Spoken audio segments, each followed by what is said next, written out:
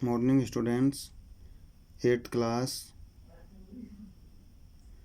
ये lesson number 3 बच्चों पहले से ही आपका चल रहा था, जिसमें यहाँ हम पहुँच गए हैं धातुओं तथा अधातुओं के प्रमुख गुण। इससे पहला वीडियो में आपको बता दिया गया था, समझा दिया गया था। आज शुरू करने वाले हैं। ये लेसन नंबर 3 है 8th क्लास में, साइंस, धातुओं तथा अधातुओं के प्रमुख गुण।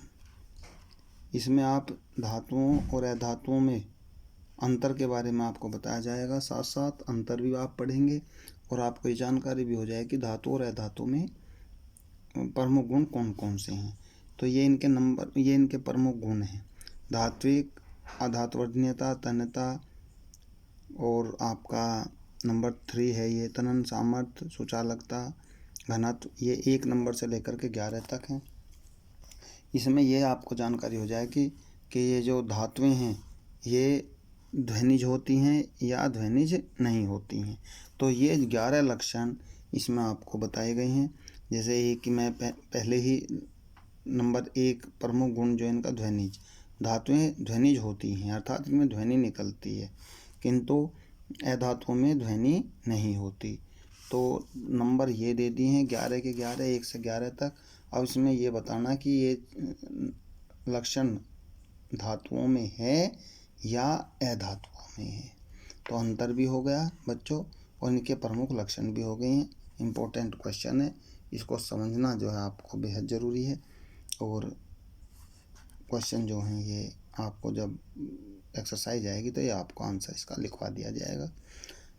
आगे है बच्चों धातुओं की अपेक्षित क्रियाशीलता, कि धातु किस किस के साथ क्रियाशील होती हैं, इनके मतलब रासायनिक गुण क्या हैं, ये सब की जानकारी इसमें आप लेंगे।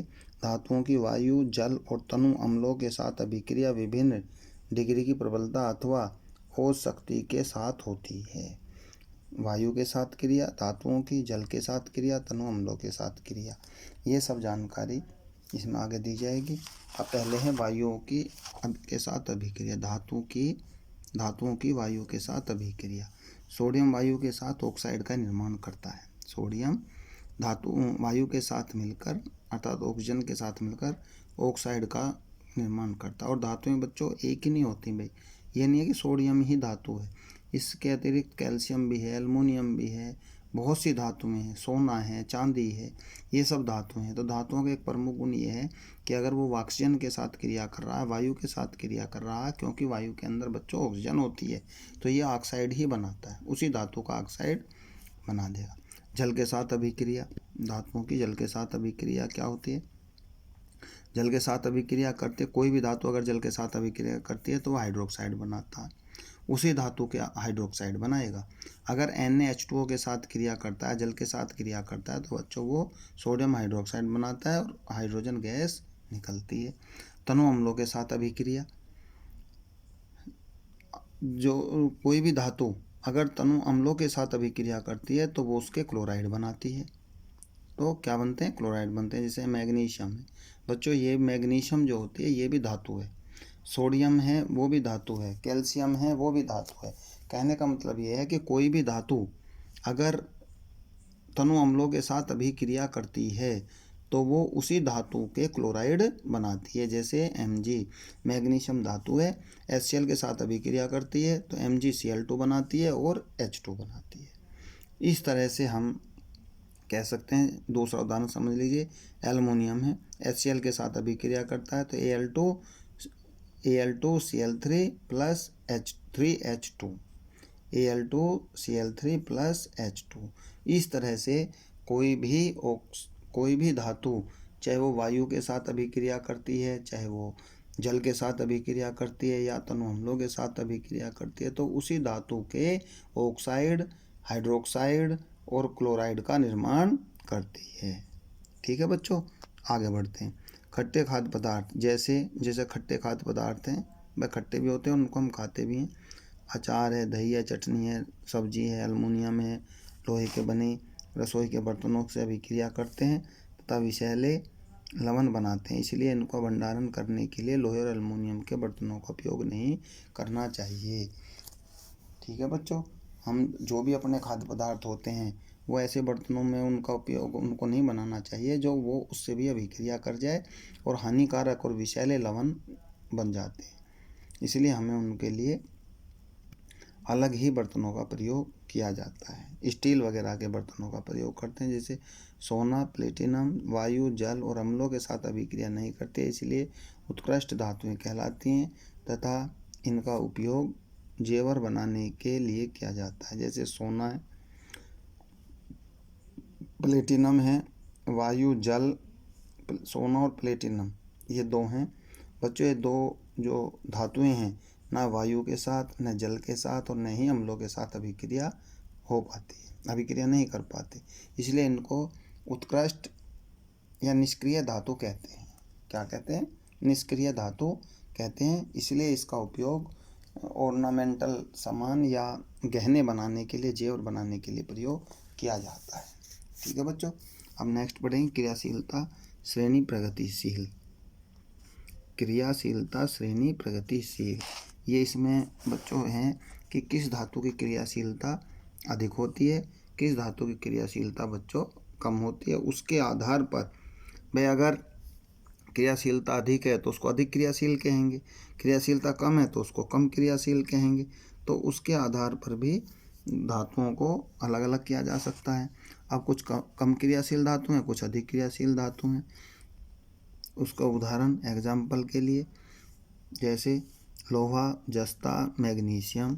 लोहा, जस्ता, मैग्नीशियम तांबे में से अधिक क्रियाशील हैं, जबकि क्रियाशील धातुएं कम क्रियाशील धातुओं को उनके लवण विलयनों में से विस्थापित कर देते हैं, लेकिन कम क्रियाशील धातुएं अधिक क्रियाशील धातुओं को विस्थापित नहीं करती। अर्थात जो अधिक क्रियाशील धातुएं हैं वो कम क्रियाशील धातुओं पर ज़्यादा शक्ति रखती हैं, ज़्यादा पावर रखती हैं, वो उनको हटा देती हैं अपनी जगह से। तो इसमें कम क्रियाशील और अधिक क्रियाशीलता के आधार पर धातुओं का वर्गीकरण किया जाता है। ठीक है बच्चों, आगे बढ़ते हैं।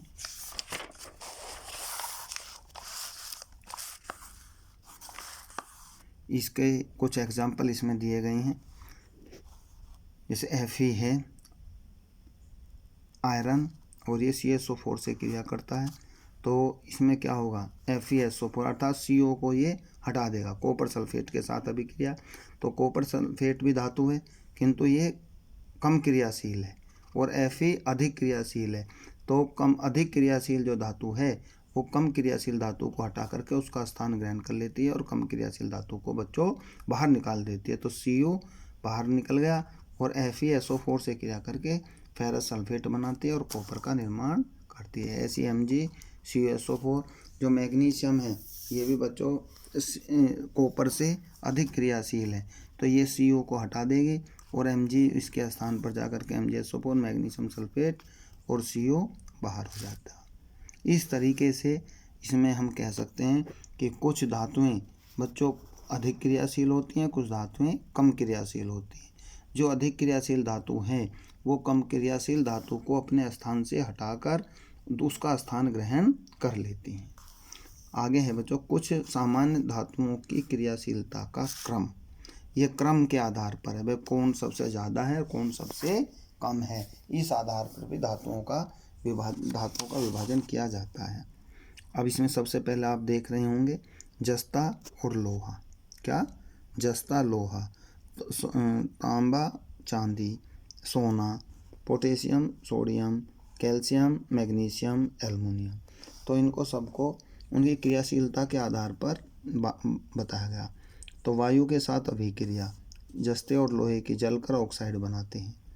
जस्ता और लोहा जलकर क्या बनाते हैं? ऑक्साइड बनाते हैं। ये जल के साथ अभिक्रिया है, ये तनु अम्लों के साथ अभिक्रिया है। तीन ही बात अभिक्रियाओं के बारे में आप पढ़ रहे हैं, वायु के साथ अभिक्रिया, जल के साथ अभिक्रिया और अम्लों के साथ अभिक्रिया। तो इसमें किसकी अधिक क्रियाशीलता है, किसकी कम क्रियाशीलता है, तो इस तरीके से ये तालिका के अनुसार आप इसमें पढ़ सकते हैं। आगे बच्चों संक्षारण। संक्षारण क्या होता है? संक्षारण को समझने से पहले तो हमें यही पता चलना चाहिए कि संक्षारण किसे कहते हैं। और संक्षारण को आप दूसरे शब्दों में समझ सकते हैं कि लोहे को अगर किसी नम स्थान पर रख दिया जाए, नमी वाले स्थान पर रख दिया जाए, तो उसमें जंग लगना शुरू हो जाता है बच्चों। कोई भी लोहा हो, आप अपने घर परिवार पे भी देख सकते हैं, इस जंग लगने को ही हम संक्षारण कहते हैं। और जंग कब आता है? जब किसी धातु को हम नम युक्त स्थानों पर रख देते हैं, नमी की जगह रख देते हैं, तो उन वे धातुओं पर संक्षारण शुरू हो जाता है, अर्थात जंग लगना शुरू हो जाता है। अब इसमें हम कैल्शियम के बारे में, लोहे के संक्षारण के बारे में, एल्युमिनियम के संक्षारण के बारे में अध्ययन करने वाले हैं। एल्युमिनियम का संक्षारण, एल्युमिनियम लोहे से अधिक क्रियाशील होता है और जैसे ही आर्द्र वायु के संपर्क में आता है तभी संक्षारित होने लगता है।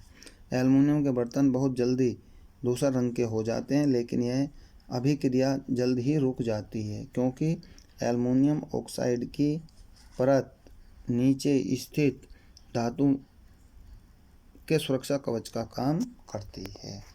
एल्युमिनियम बहुत जल्दी संक्षारित हो जाता है, जंग लगना शुरू हो जाता है, किंतु फिर भी उसमें एक ऐसी ताकत होती है एल्युमिनियम ऑक्साइड के अंदर कि जो उस जंग लगने को रोक लेती है।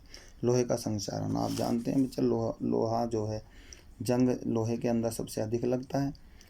और कब लगेगा? जब यह वायु में संक्षारित हो जाती है, जब वायु में रखा रहता है, किसी खुले स्थान पर रख दें, नमी में रख दें, तो ये लोहा तुरंत जो है संक्षारित हो जाता है। वायु में उपस्थित ऑक्सीजन तथा जल तेजी से लोहे के साथ मिलकर,